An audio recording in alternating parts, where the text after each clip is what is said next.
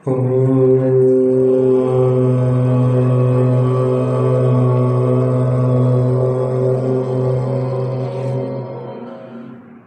मंत्र के माध्यम से मन पूरी तरह से शांत हो चुका है। अपने मन रूपी पंक्षी को उड़ान देते हुए अपन उन पवित्र भावनाओं का चिंतन करने के लिए चलते हैं जिन्हें अनुप्रेक्षा 12 भावना कहते हैं। 12 भावनाओं के चिंतन से मन पवित्र हो जाता है, संसार की स्थितियों का अपने लिए उसके माध्यम से समीचीन ज्ञान होता है।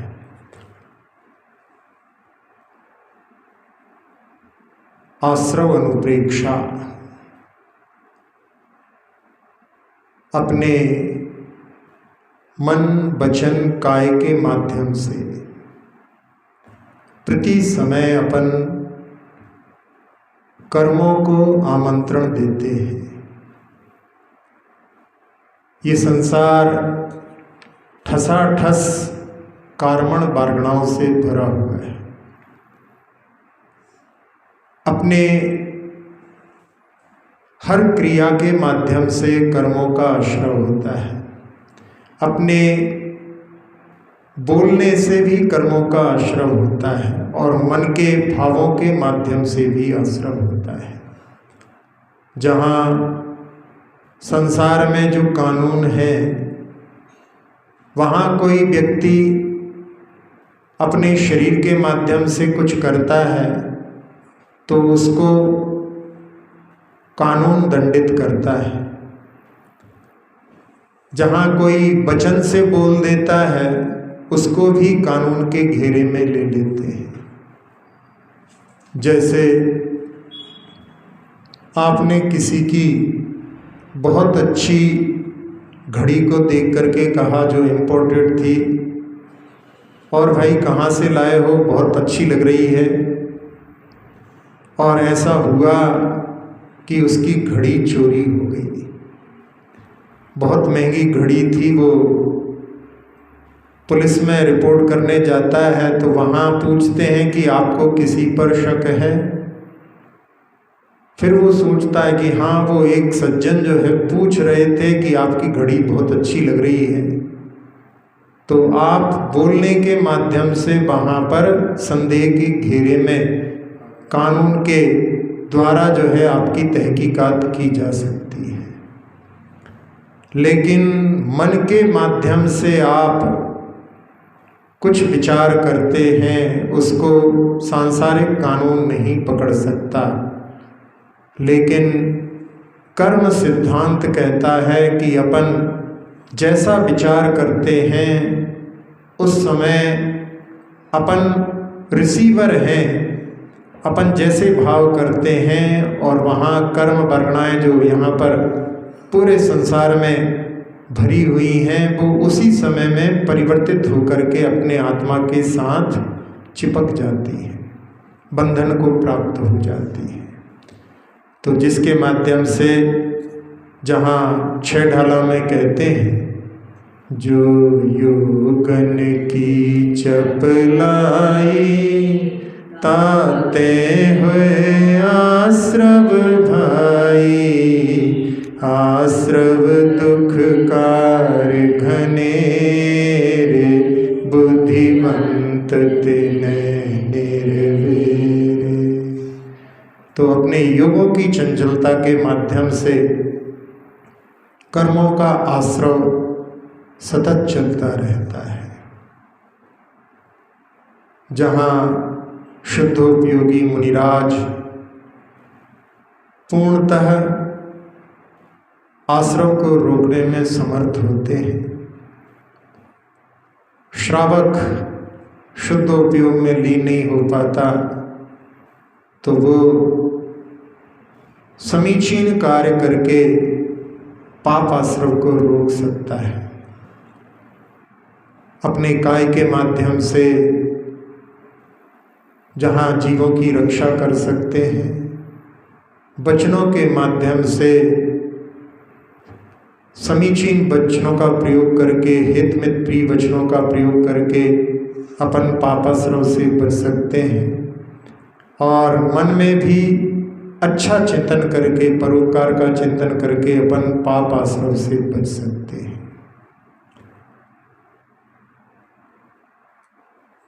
मोह नींद के जो जगवासी घूमे सदा, करम चोर चहु सर्वस लूटे सुध नहीं। तो जहाँ मोह की निद्रा में जीव जो है घूमता है और कर्म चोरों के द्वारा लूटा जाता है। स्पर्शन इंद्री के विषयों की 8 प्रकार के स्पर्श, हल्का भारी, ठंडा गरम, कड़ा नरम, रूखा चिकना, ऐसे 8 प्रकार के स्पर्शों की इच्छा रख करके भी अपन कर्मों का आश्रव करते हैं। स्पर्शन इंद्री के वशीभूत होकर के बलशाली हाथी भी बंधन में पड़ जाता है। एक गहरे गड्ढे पर लकड़ियों की मचान लगा करके और उसके दूसरी तरफ एक हथनी का चित्र, और जिसको एक हाथी देख रहा है, उस चित्र को देख करके जीवित हाथी वहाँ पर उसको प्राप्त करने के लिए कि उससे पहले मैं पहुँच जाऊं, और वो उस गड्ढे में गिर जाता है। कई दिनों के बाद में उसके लिए महावत कुछ खिलाता है तो वो उसको अपना हितैषी समझता है, और इतना बलशाली हाथी एक आदमी के वश में हो जाता है। रसना इंद्री में 5 प्रकार के रस होते हैं, खट्टा, मीठा, कड़वा, कषायला, चरपरा। खारा इसमें नहीं लिया गया, क्योंकि खारा जो है मीठे में गर्भित होता है। गुजराती में नमक को मीठू कहते हैं। इन 5 प्रकार के रस की चाह लेकर के भी जीव कर्मों के आश्रव करने में तत्पर रहता है। जहाँ मछली रसना इंद्री के वशीभूत होकर के बंधन में फंस जाती है। नासिका इंद्री, जिसके माध्यम से अपन गंध का ज्ञान करते हैं,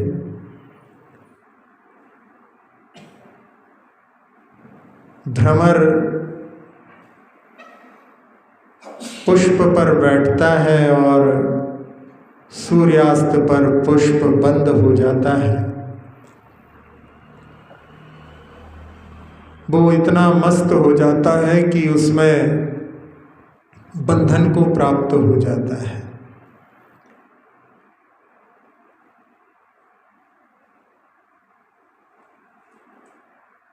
उसमें इतनी शक्ति है कि वो लकड़ी में भी छेद कर सकता है, लेकिन उस नाजुक फूल में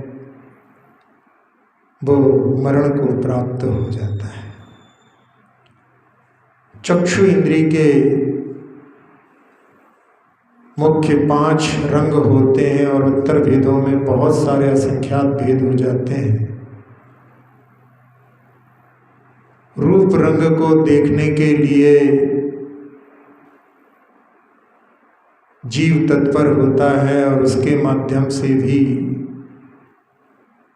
कर्मों के आश्रव से ग्रसित होता है।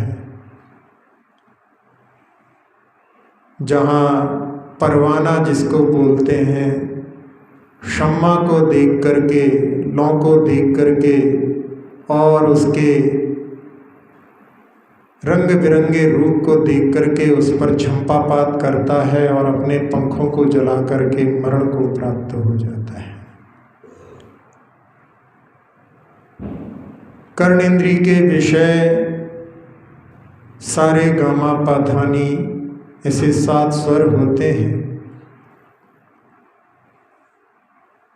हिरण के लिए पकड़ने के लिए संगीत के माध्यम से राग तोड़ी उनको बहुत प्रिय होता है।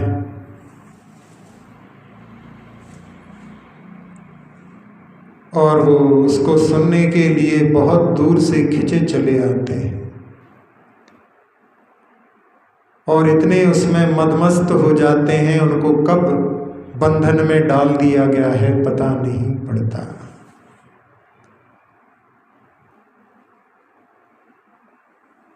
एक एक इंद्री के विषय में वशीभूत होकर के ये बंधन में पड़ जाते हैं। जिनकी 5 इंद्रियों के विषय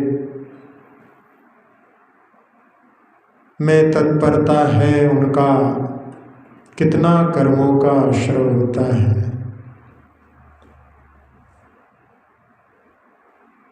पांच पाप भी जीव के लिए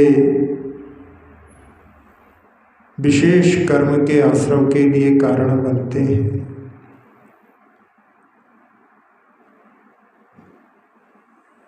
पापों से ऊपर उठ करके ही हम आश्रमों से बच सकते हैं। जहाँ शुद्धोपयोगी मुनिराज सभी प्रकार के पापों का पूर्ण त्याग करके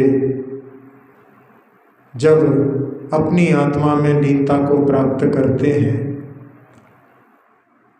और आगे आगे उत्तरोत्तर बढ़ते बढ़ते उनका ऐसी अवस्था आती है कि वो कर्म जहाँ आते हैं और अगले ही पल निकल जाते हैं। वो ईर्या पथाश्रव कि आया नहीं और निकल गया। जब तक कषाय रहती हैं कर्म आते हैं और उन कषायों के माध्यम से अपनी आत्मा के साथ लंबे समय तक भी ठहर सकते हैं।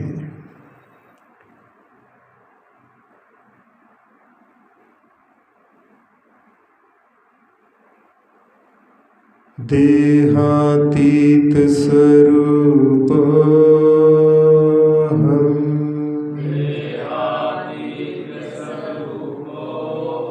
इंद्रियातीत स्वरूप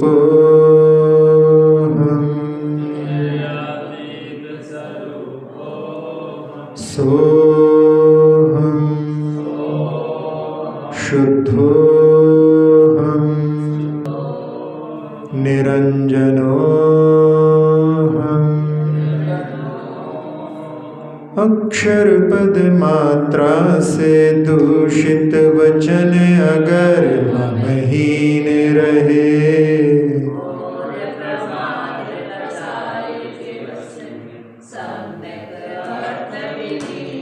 जिन वाणी माता मेरी उन सब त्रुटियों को क्षमा करें।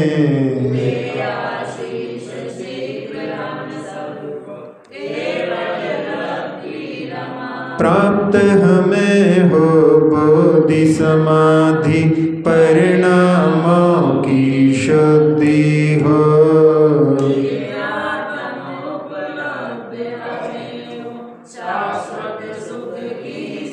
चिंतित वस्तु दात्री माता चिंतामणि उपमा भाती।